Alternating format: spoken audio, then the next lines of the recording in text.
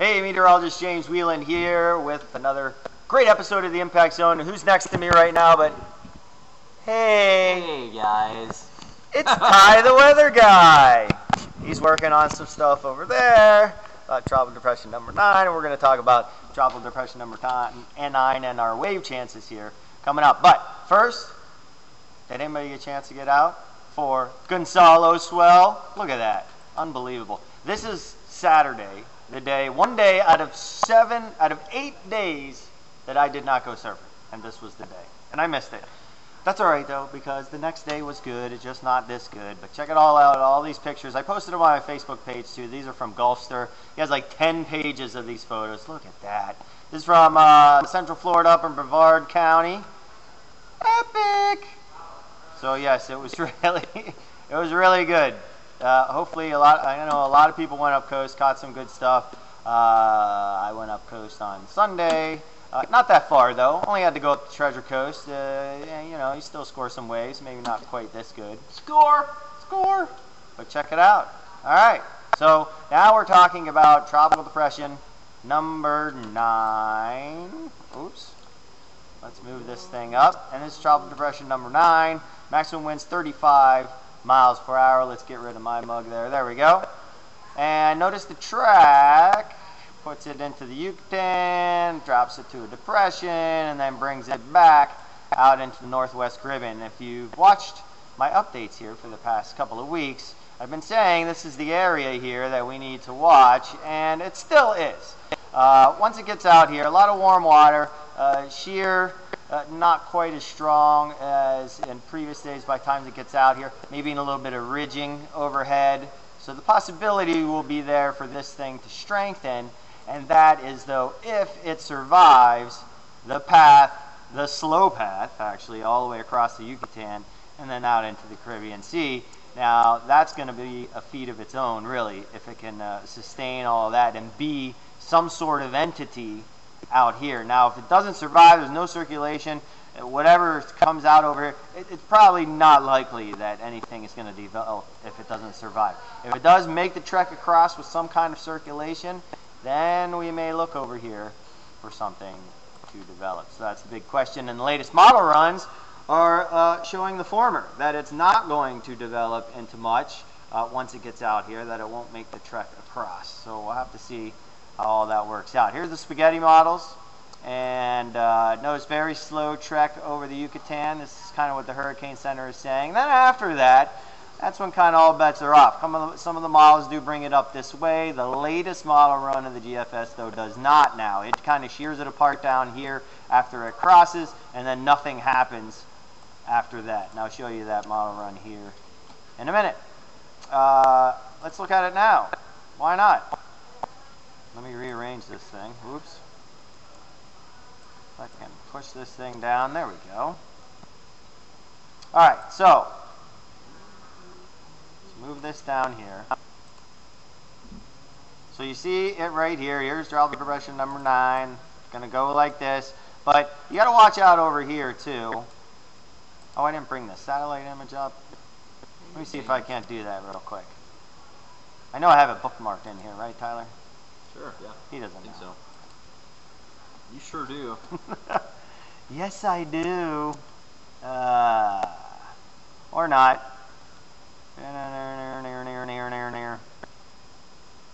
Figures I can't find it. Where is that thing? Oh yeah, here it is. It's under James. You think? You think that would help me narrow it down a little bit? All right. So this is kind of a side kind of view of it. But looking at it here, the depression's over here, and in here is something completely different too. It's kind of a non-tropical part of it because, let me see if I can stop it right at that point. Well, no, not really. There we go, stop it. Oh, no, I can't. Stop it. All right, anyways. So we have this here, it's the low. We have all of this here, and it's kind of moving up towards Florida. You have a strong subtropical jet straight across the state right now. That's why you see all the clouds quickly moving up in this direction. So it's going to snatch this up, It's going to help develop a little low. That's going to push this off in this direction, while this heads off in this direction and stays down here. So it's going to leave that all behind. You see right here, look, blowing up just like that. So that's not really the tropical entity of this. This kind of is with the subtropical jet, this cold front that's moving down right now, and again, leaving behind the tropical part of it. Oh yes, there we go. I stopped it right perfect. You're leaving behind this tropical part, which again is going to end up down here somewhere, while this gets pulled up into the front. Right about there is the front. And the strong jet coming across like that. And then off the screen, we have a little short wave that's going to drive down into South Florida and kind of kick everything, push it all down to the south for the end of the weekend, and kick all this off towards the east. So that's what's going to happen there. So let's go to it here. Put this into motion, quickly move it forward. I should pre-save these maps to make it quicker, but that takes too long. Beforehand. Alright, so here we go. So here's what, this is the new run, the 12Z run of the GFS is doing, and it's pretty much, here's this here that I said, the tropical system drops out of the Yucatan and then down here, and then here's the non-tropical part of it. Actually, there's two little non-tropical parts that kind of follow this front right there and kind of ripple up the front, like two little waves rippling up the front. And either way, though, we get some strong northeast winds that's going to bring some waves our way, starting, say, Thursday, and going in through the weekend now is going to be huge, and that's kind of tapering off on that right now. Let me back up for a second, too, and show you what's going to happen for tomorrow. Here's the front right here. We do have this little surge coming down, so that in turn is going to give us a good bump up, I think, for Thursday, for tomorrow. Again, not huge, probably waist high is about it. Let me zoom out so you can see a little bit more of the country. There you go. You got this big low offshore too, which that's not going to do anything for us. It's too close to shore. All of this wind that would be good fetch for us, look at it, it's all over land. So that doesn't do anything for us. All this is away from us. That does not send swell our way.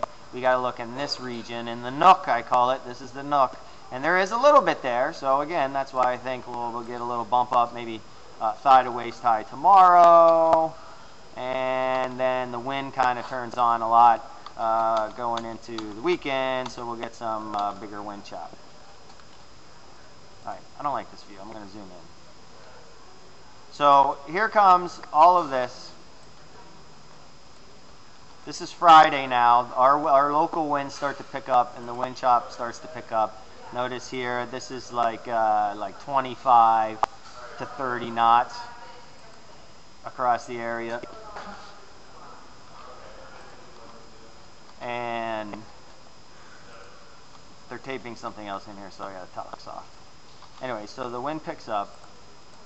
Here's the low getting pulled out. This is the non-tropical part of the low right here. Notice it's not like a complete, perfectly shaped low. It's kind of a frontal type of low where it's a couple little ripples here, and then the tropical part is still down here. And so now we're into Saturday. Notice the wind still, again, this is going to be really short period dumpy type wind chop, because look at the fetch, it's really small. In fact, it hardly even stretches up towards the Cape. So super windy down south, and then up north not so much. So that just makes for those real dumpy short period wind waves. Not the best, but hey, it'll be rideable. Then that kind of tapers down on Sunday.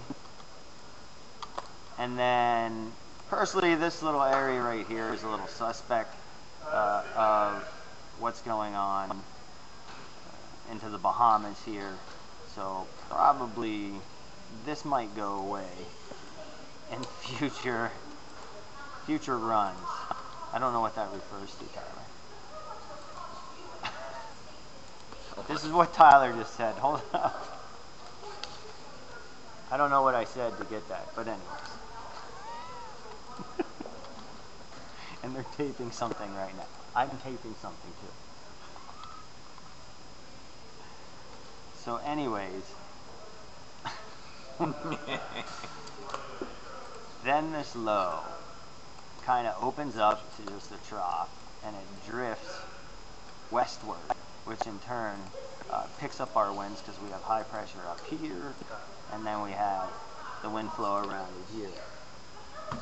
So we'll get a good push of some wind chop by Monday and Tuesday.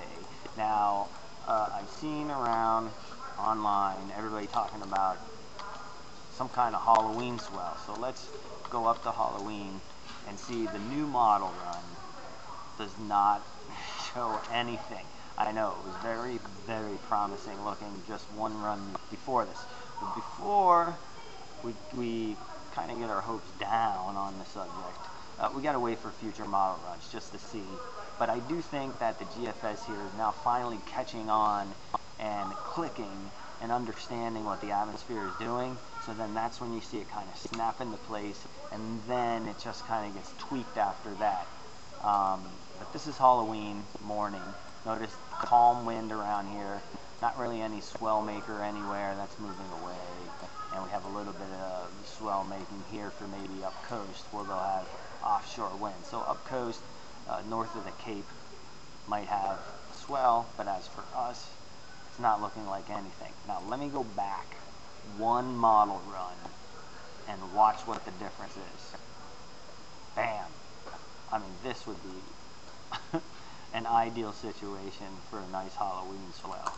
We would have a big hurricane up here, light offshore winds here, and some perfect fetch right here pointed right at us that would really send a good swell. That's gone now, but again, let's wait for a couple more waddle runs to see if it's on to something. My thought is that the GFS is on to something because it likes to blow up things out of proportion all the time, and then once it figures it out, then it really locks in and we start to see things get corrected. That's why a lot of times you see things look good one day and then the next day they're completely gone because it's finally like clicking with knowing what's going on. So let's just see our next big cold front too. It's starting to pick up on that, and there it is right here. November 2nd, 1st, 2nd. Still a ways down the way though. Again, this can change drastically, but there it is right here. Huge blast. That would also bring us maybe a lower diffraction swell, and then it curves back around. We get some onshore wind chop after that. So we may start off November with some waves. That would be awesome. I'll update the words here in a minute, and I'll break it down for you for this week, but it does look like waves will pick up on tomorrow. We'll see some waves tomorrow pick up, and then some wind chop for the weekend short period stuff. Other than that, we'll keep an eye to the south too to see if any of that changes. I'll try to update it as we go. All right, that's it for now. Peace.